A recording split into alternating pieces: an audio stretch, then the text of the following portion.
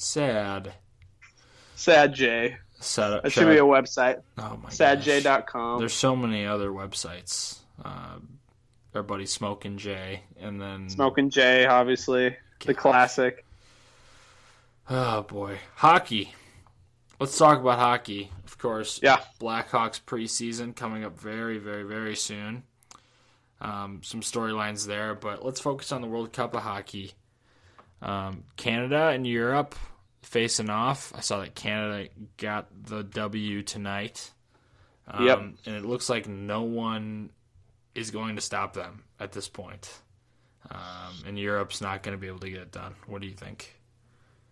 Yeah, I mean, if they play 75% of their usual game, they still are like way better than Europe. So, and we kind of saw it tonight. I thought they played like not their best game, and they still won. But Europe is looking better than I thought. I'll say that that team's actually legit, and at times during the game, it looked like they're in complete control, and it looked like they could make it a game, but Canada's defense plus Carey Price as their netminder is just you can't do anything about that. Canada just seems so dominant in international competition always. Yeah, I mean, they have maybe like 12 of the 15 best players, something like that. Like, they have the best player at every position. They're just a well-coached team. It's unfair. They're absolutely unfair. They have guys who are missing, who don't make the team, who would be maybe the best player on other teams. Yeah. What do you think about this tournament? Do you like it? Do you think it's a good thing? Yeah, I think it's helped like bring more eyes to hockey, especially with being on ESPN, and I don't know, just like this whole marketing thing with Team NA and EU and this interesting format and stuff like that has really helped it. But like, will it replace the Olympics, or like what kind of leaves the rest of international play up in the air? Mm-hmm. I mean, I really like what they're doing with Team North America and Team Europe. I like watching the young guys out there. I felt myself drawn towards Team North America more than Team USA even. Yeah. Which was interesting. But I like watching those young guys play, and I think it gives everybody kind of a shot to play in an international tournament like this. Yeah. So I like it. I think it's pretty cool. Yeah, it adds more relevant teams. In most Olympics, it comes down to like 3 or 4 teams at max. And I feel like there was like 7 teams that could have legitimately had a chance to win it all, which was really cool. You don't usually see that. No, you don't. You don't. But, like, here's my thing that I'm thinking about now as the NHL season is coming up. How is this going to affect players on different teams playing in this tournament? Yeah. Getting some minutes. What do you think it's going to have an effect, or do you think it's kind of just going to be a wash? It'll be interesting because it does add 2 more weeks to the season. Actually, more than that, it probably adds a full month to the season for all these guys. And I think hockey players are built differently, and they can play longer and more strenuous situations, I feel like, for the most part. So I think going into the season, they'll be much more warmed up, and they'll come out much hotter now. You know what I'm saying? And, it'll be interesting to see if it affects them this season. Yeah, I'm just ready for the actual hockey. Yeah. And I'm ready for it to get going. I heard some news about Panarin today, wanting more than $6 million per year. Yeah. For 6+ years, or around 6 years. What's your thoughts on that? Is that doable. I think it might be a little steep. It's a lot of money. Yeah. What do you think?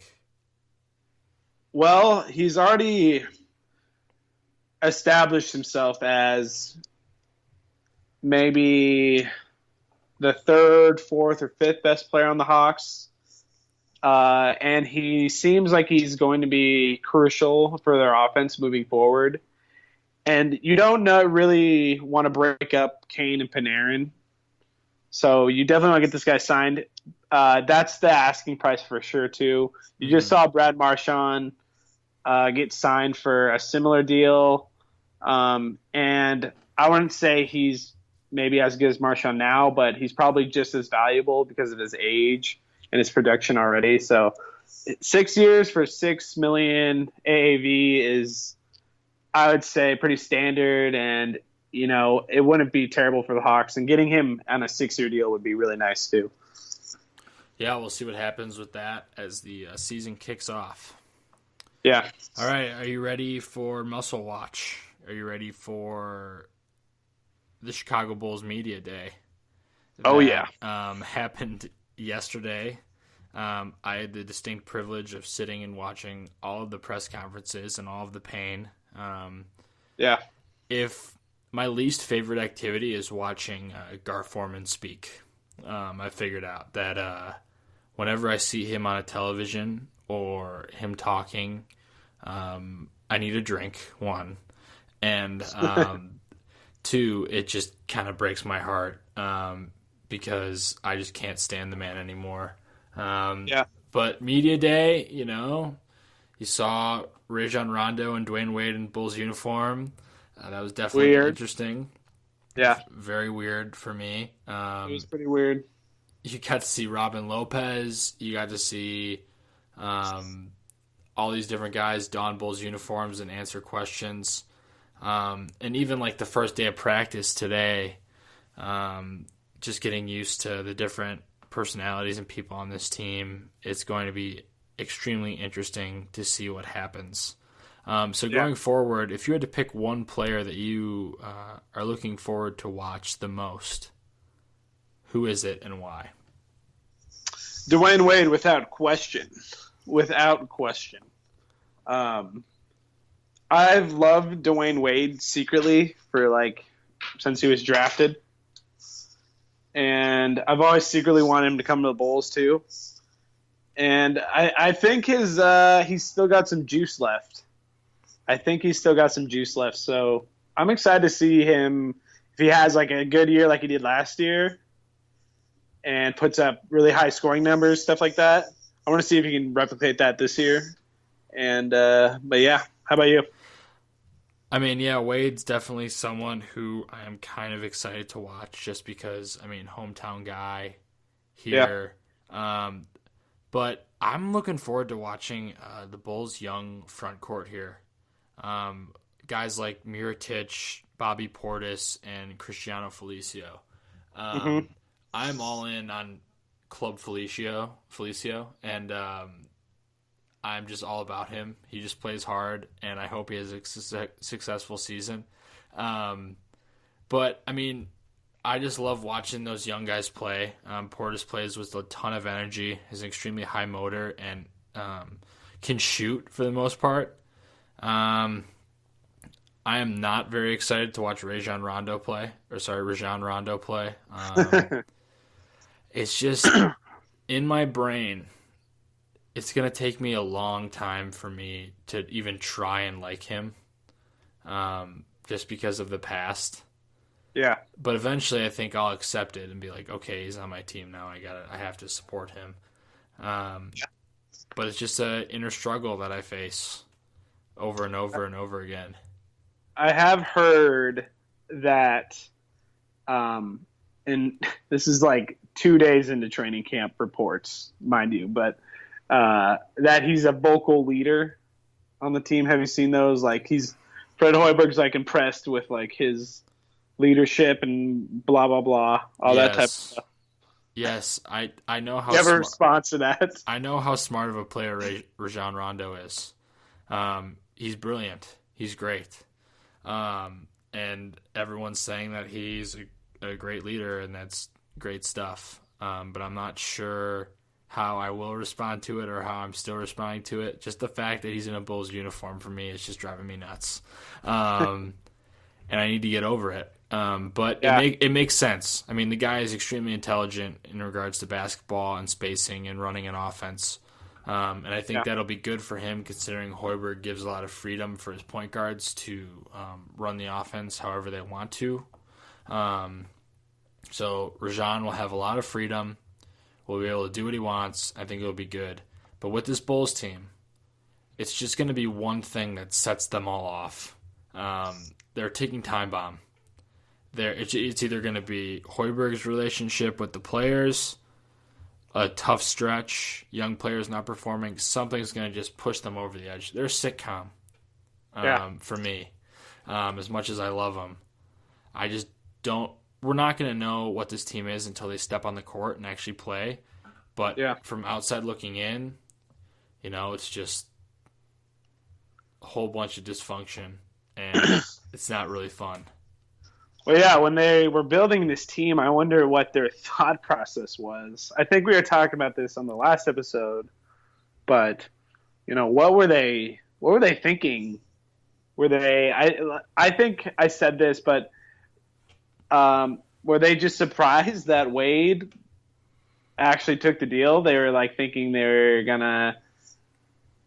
he was just gonna use them and get paid more in Miami. So I'm not totally sure what their thought process was when they put this team together. But, like you said, we're going to have to wait and see what they are on the court before we can really speculate on anything. Well, it's just, they needed change, so they got rid of Derek and Joakim. And, they put in two pieces that will be a good stopgap that will get people still coming through the United Center doors to watch.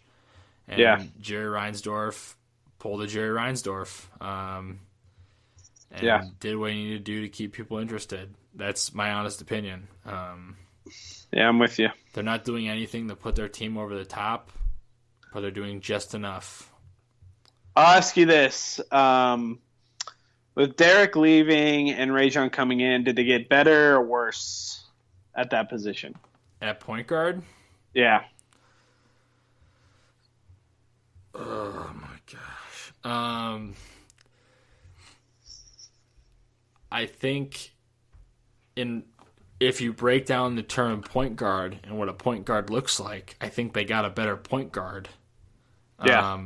But I'm not sure they got a better player. Rajon Rondo, led the league in assists last season, but he's not going to bring you the athleticism that Derrick Rose brings. He's not going to bring you even the shooting that Derrick Rose brings, and that's saying something. It is. And, they're totally different players. But to say they got better in a point guard aspect, I think they did. But as a player aspect, I don't think so. And Derrick Rose, this season is kind of make or break for him right now. He'll be a free agent after this season in New York. And he's already said a lot of things about Chicago and a lot of things about how he's felt disrespected. But we'll really see what Derrick Rose is made of. I'm not the biggest fan of his anymore, but I'm wishing him the best, and I hope he has a productive season. But point guard aspect, I think they got a little better just in regards to playmakers. Mm-hmm. All right, speaking of... All right. I do have something I want to say about Derrick Rose. All right. Just real quick. It's kind of incredible to watch how his career has gone. Like from, Rookie of the Year to MVP, like this rise to where we are now in this just like steep decline in his career. And now he's got allegations. It's just, I think everyone loved him maybe more than any athlete at the time during his MVP. And now he's not a Bull, and he is, like I said, has allegations against him. So what a weird career trajectory for Derrick Rose.